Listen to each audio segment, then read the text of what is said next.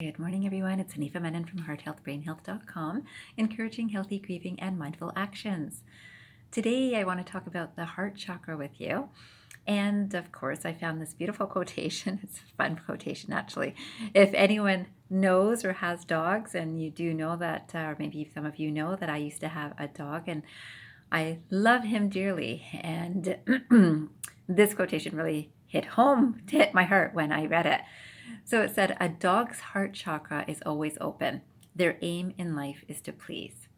A dog's heart chakra is always open. Their aim in life is to please. Now, you know this about dogs if you've had one, and certainly if you've been loved by a dog, you do know that there's such a desire to please, just to make us happy. And of course, we know that they make themselves happy too, right? So that's very important. But today, when I wanted to explain the heart chakra to you, I thought I'd explain some of the concepts behind this chakra. Now, in Sanskrit, this heart chakra is known as the Anahata chakra.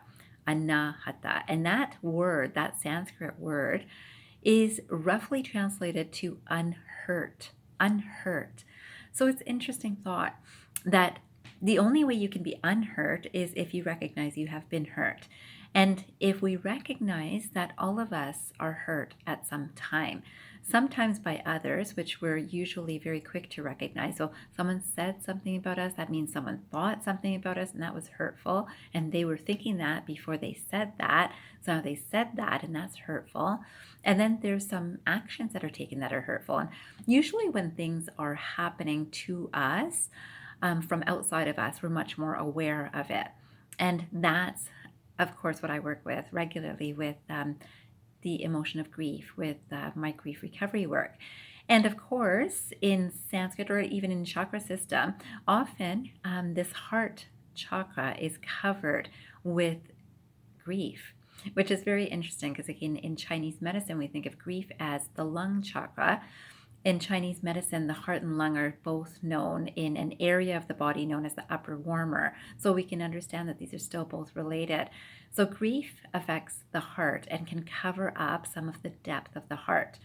And I wanted to share this detail with you. It says the heart chakra acts as the individual's center of compassion, empathy, love, and forgiveness. Compassion, empathy, love, and forgiveness.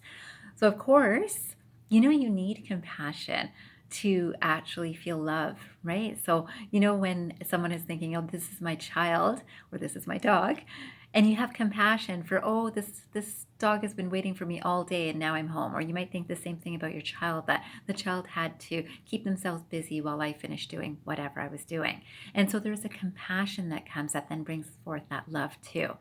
Now, the same compassion and empathy and sense of forgiveness can occur in terms of ourselves to ourselves, right? So when we're thinking about the heart chakra, remember that sharing that love, that compassion, that empathy, that forgiveness is towards the self too. And once you can recognize that I need to forgive myself for things. So maybe you've said things in your mind to yourself like, oh, I just don't do this right, or I should have done this better, or I shouldn't have said that, or why do I say that, or why do I do that? All of those thoughts, we're not so loving and compassionate towards ourselves. And so one of the areas to work on the heart chakra is by having loving compassion and loving kindness towards ourselves. This is a very, very important chakra. Remember that up till now, we've worked through 3 levels. Just below this, we worked at the root, we worked at the sacral chakra, and we looked at the solar plexus chakra. And all of these areas are very much about our groundedness. And now we're moving into more of an expansive energy. Now we're moving into more of a higher level of thinking. So when you're thinking about love, or you're thinking about forgiveness, those are higher level abilities. And some people just aren't able to get there. They're just, so much has been done or said to me, or thought about me, or spoken about me, or acted towards me, or I've done so much. I will not give myself the love, or I won't give others the love. And oftentimes it comes from the space of, I'm not going to forgive that. That's just not forgivable. And the more we work on this chakra, the more expansive we become in terms of this loving energy towards ourselves and towards others. So, of course, I found some quotes. One of them is by Rumi. And this quotation says, "As you live deeper in the heart, the mirror gets cleaner and cleaner." As you live deeper in the heart, the mirror gets cleaner and cleaner. And you would think, what's the mirror have to do with this? And oftentimes, if we look in the mirror and we think of, oh, I was really thinking not well about someone, or I was really speaking not well to someone, or I was really acting not well, this makes us look in the mirror and think, wow, how is it that I'm capable of all of that? And this forgiveness that comes from working on this chakra helps us forgive ourselves and look at ourselves as well as the rest of the world with more expansion.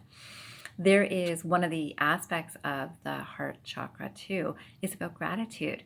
So this says gratitude is the ability to see the many blessings in my life.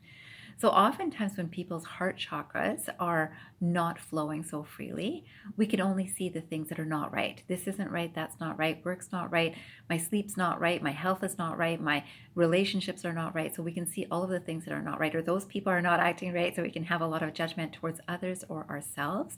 When this chakra is centered, we have gratitude for everything. And Buddha had said this beautiful quote, which says, "When you realize how perfect everything is, you will tilt your head back and laugh in the sky." I love that because I love laughing, right? So when you realize how perfect everything is, you will tilt your head back and laugh at the sky. And honestly, as you build up your chakras and as you build up yourself and as you start understanding yourself, you will laugh. This is just that amazing appreciation for, wow, everything is perfect. Now, can we get to that space? Because we're always striving to get somewhere, right? But being in the space of here and now, being present in this moment, will literally help you get to the space of this gratitude, which will flow out of you. And I believe I had one more quote. So let me see if I can find.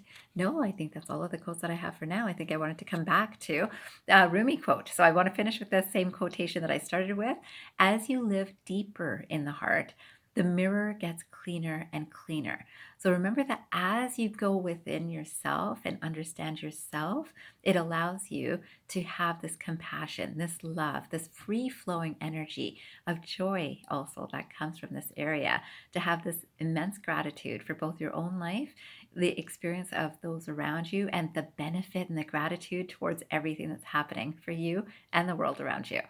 I hope you have a fantastic day ahead and maybe take 5 minutes of thinking about even 3 things that you were grateful for, that you can laugh about, that, wow, you know what? I've been taking this for granted. And when I look at it, this is with me every single day. Maybe it's the ability to laugh, because I think that's a fantastic thing that people can always carry with them. And you might laugh at the sky, or you just might laugh in your head, but recognize that what you have today is wonderful and it is enough. I wish you a fantastic day ahead, and I hope you remember, transform your mind and transform your life. Have a great day, everyone.